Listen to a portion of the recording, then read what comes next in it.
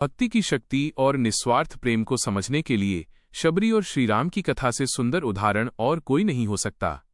शबरी एक साधारण वनवासी महिला थीं, जिन्हें उनके गुरु मतंग ऋषि ने मरते समय यह विश्वास दिलाया था कि एक दिन भगवान राम उनकी कुटिया में स्वयं आएंगे।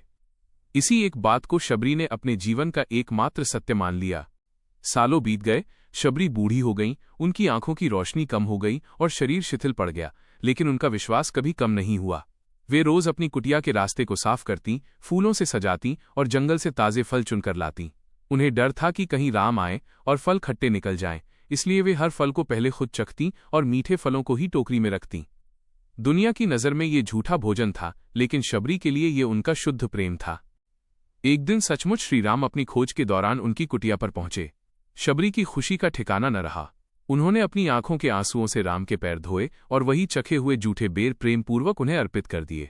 लक्ष्मण यह देखकर थोड़े ठिठक गए कि भैया जूठे फल कैसे खाएंगे, लेकिन राम ने मुस्कुराते हुए बड़े चाव से उन बेरों को खाया और कहा कि इन फलों में जो मिठास है वो दुनिया के सबसे उत्तम व्यंजनों में भी नहीं। राम ने शबरी की सामाजिक स्थिति या उनके जूठे फलों को नहीं देखा, बल्कि उस भक्ति भाव को देखा जिसके वश में होकर साक्षात ईश्वर एक साधारण भक्त की कुटिया तक खिंचे चले आए। ये भक्ति हमें सिखाती है कि ईश्वर को पाने के लिए किसी बड़े ज्ञान या कुल की नहीं, बल्कि केवल सच्चे भाव और अटूट विश्वास की आवश्यकता होती है। यदि शबरी की तरह प्रतीक्षा और प्रेम सच्चा हो तो भगवान स्वयं चलकर द्वार तक आते हैं।